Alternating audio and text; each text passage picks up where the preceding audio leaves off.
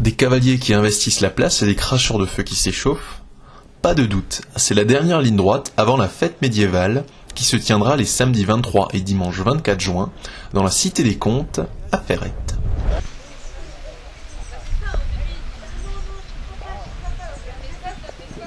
La météo Mossad n'a pas découragé les acteurs et les cavaliers qui ont pris possession de la piste située route de Lucelle, celle qui sera amenée à devenir le cœur de la fête. Une grande tribune y sera d'ailleurs installée et pourra accueillir près de 300 spectateurs.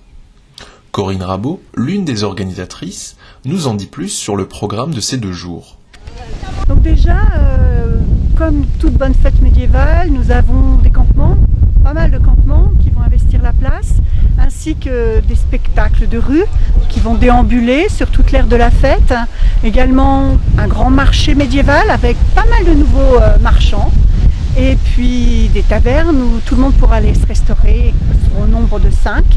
Et comme d'habitude, et puis surtout là où on voit les plus beaux costumes, 2 cortèges, un cortège de nuit qui aura lieu à la nuit tombée le samedi et le cortège final vers 17 h le dimanche qui se terminera en finale sur l'aire de spectacle où chaque troupe pourra montrer un extrait de ce qui aura fait rêver les spectateurs pendant ces 2 jours. Il ne faut pas oublier, il y a aussi de prévu un concours du plus beau costume dont le règlement sera disponible aux caisses.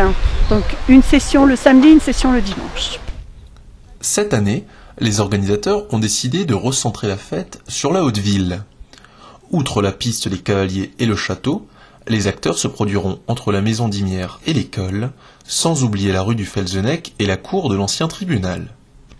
Plus encore qu'au cours des éditions précédentes, les organisateurs nous promettent une édition très guerrière. Et guerrière, ça rime avec spectaculaire. Dans la rue du Château et ailleurs, les combats de rue seront légion pour tenter de récupérer la fameuse relique. C'est ce que nous explique Jean-Luc Heitz, plus connu sous le nom de Seigneur de la Source Salée. Le fil rouge de notre spectacle, c'est l'histoire de la relique. Relique que je porte là. Mon seigneur, votre cheval est prêt. Le gueux. Il me semble que ce gueux, c'est celui qui est parti avec la belle à un moment. Oui. Retourne à tes occupations. Nous disions donc, spectacle avec des gens en costume, dont le gueux qui vient de nous interrompre et dont il faudra se méfier, parce qu'il a tendance à passer dans la foule et à chercher les escarcelles ou même tout simplement les portefeuilles des gens qui ne seront pas en costume. Cette histoire de relique, donc, cette relique m'aura été volée, passera de main en main et pour finir, me reviendra naturellement. Mais je ne vais pas tout vous dévoiler, il faudra venir voir sur place.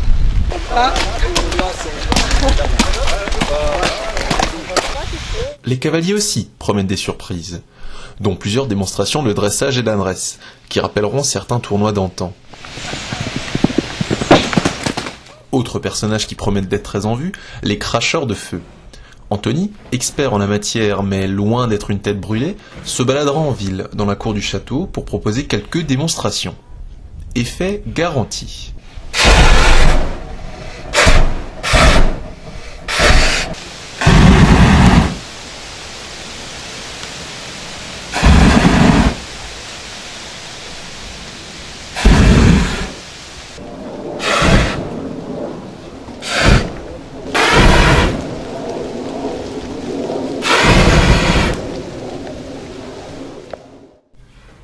Mais au fait, comment devient-on cracheur de flammes?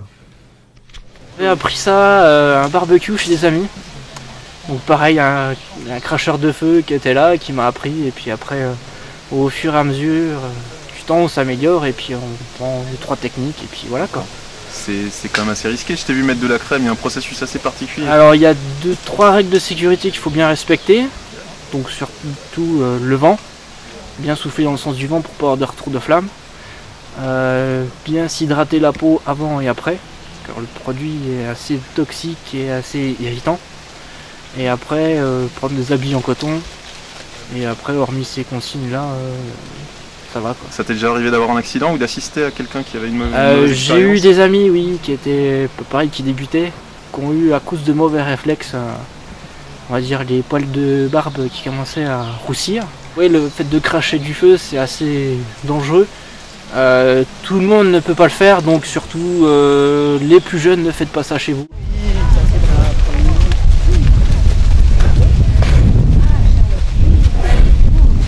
À quelques jours de l'ouverture de la fête, c'est à Corinne Rabot que revient le mot de la fin. Nous avons décidé de renouveler notre plateau. Il y aura une troupe que vous n'aurez jamais vue, ce qui est un plus pour nous en tant qu'organisateurs. On découvre toujours des nouvelles personnes. Et puis pour le public, une approche un petit peu différente avec des nouveautés, beaucoup de combats, beaucoup d'hommes d'art, beaucoup de cavaliers, mais aussi des marionnettes, des jongleurs, des conteuses.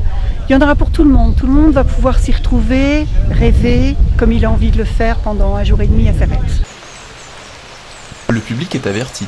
Maintenant, il n'y a plus qu'à patienter. Rendez-vous les samedis 23 et dimanche 24 juin pour la fête médiévale de Ferrette.